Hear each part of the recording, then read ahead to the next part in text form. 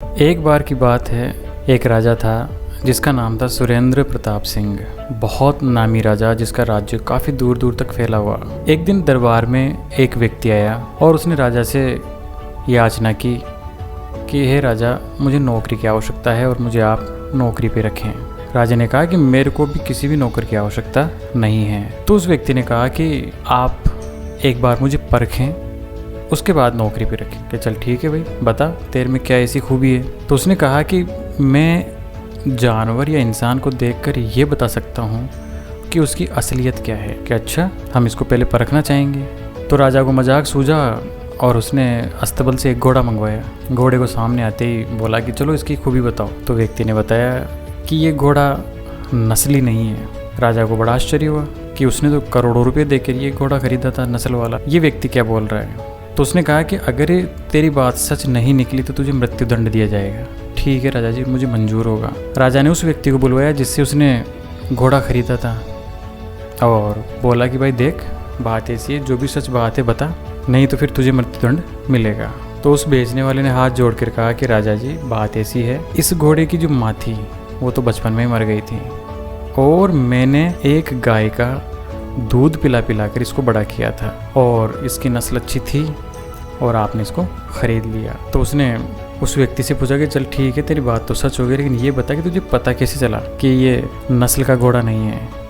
तो उसने बताया कि देखो राजा जी, बात ऐसी है कि जब भी ये घास चर रहा था तो मैंने देखा कि मुंह नीचे करके घास खा रहा था। तो मैंने लगा लिया अंदाज़ा कि जो नस्ली घोड़े होते हैं वो मुँह ऊपर करके घास चरते, लेकिन ये गाय की तरह घास चर रहा था। तो मैंने आपको बोल दिया कि ये नस्ल वाला घोड़ा नहीं है। राजा बड़ा खुश हुआ कि चलो अच्छी बात है, तो मुझे बहुत शानदार आदमी मिला है। और राजा बहुत खुश हुआ उसकी इस काबिलियत पर। तो उसे 50 भेड़ें, 100 बकरियां, कई गायें और कई मवेशी देकर उसे विदा किया और खुश हो गया। और इसके साथ साथ उसे नौकरी पे भी रख लिया और उसे अस्तबल का मैनेजर बना दिया। थोड़े दिन हुए, राजा तो राजा होता है, उसने फिर परीक्षा लेनी चाहिए, तो उसके दिमाग में कुछ और ही कल्पनाएँ शुरू हो गई।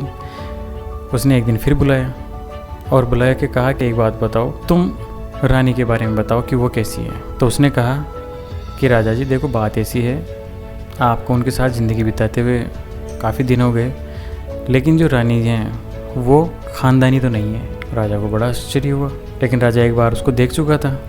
तो राजा ने कहा कि चलो ठीक है, तुम्हारी परीक्षा करते हैं। उसने अपनी सासू माँ को बुलाया और सासू माँ को बुलाया कि भाई देखो सासू माँ, जो भी बात है सच बताओ, नहीं तो फिर आप भी मृत्युदंड के लिए तैयार हो जाओ। तो सासू माँ ने हाथ जोड़कर कहा कि देखो दामाद जी, बात ऐसी है कि मेरी जो बेटी थी वो तो आपसे सगाई होते ही मर गई थी, क्योंकि आपकी सगाई बचपन में हो गई थी। अब क्योंकि मुझे आपसे रिश्ता रखना था, इसलिए उस उम्र की एक लड़की मेरे पड़ोस में थी, मेरी दासी की, तो मैं वहाँ से उसको पैसे दे दुआ के लालच देकर मैं ले आई और अपनी बेटी बनाकर उसे बड़ा करने लगी और फिर आपसे शादी हो गई। बस ये बात है। राजा बड़ा ताज्जुब हुआ कि ये लो।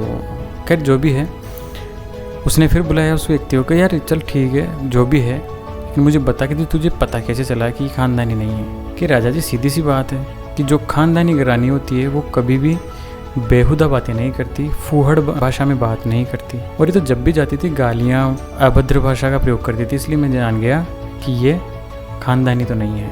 चलो कोई बात नहीं। राजा बहुत खुश हुआ और उसे बहुत सारी भेड़ें, फिर से गायें, भैंसें और भी कई जानवर देके विदा कर दिया।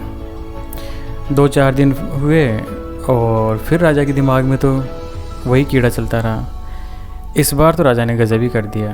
तो राजा ने उसे बुलाया और पूछा कि चल, तूने सबके बारे में बताया, आज मेरे ही बारे में बता। तो उसके तो होश उड़ गए। उसने कहा कि राजा जी देखो, मैं आपके बारे में बता दूंगा, लेकिन मैं आपको हाथ जोड़कर पहले मेरी जान की सलामती चाहता हूँ कि आप मेरे को सलामत रखेंगे, छोड़ देंगे मेरी जान को। राजा ने कहा चलो ठीक है, मैं तुझे कतई नुकसान नहीं पहुँचाऊँगा, लेकिन सच सच बता। तो उसने कहा कि राजा जी, आप भी ख़ानदानी तो नहीं हो। अब राजा का तो होश उड़ गई सुनते कि देख ले कि हाँ बिल्कुल, आप ख़ानदानी नहीं हो, आप किसी राजा के बेटे तो नहीं हो। तो उसने अपनी माँ को बुलाया कि माँ, जो भी सच बात है वो बता आज। तो माँ ने कहा कि भाई देख, बात ऐसी है कि मेरे जो बेटा हुआ था वो तो होते ही थोड़े दिनों बाद ही मर गया।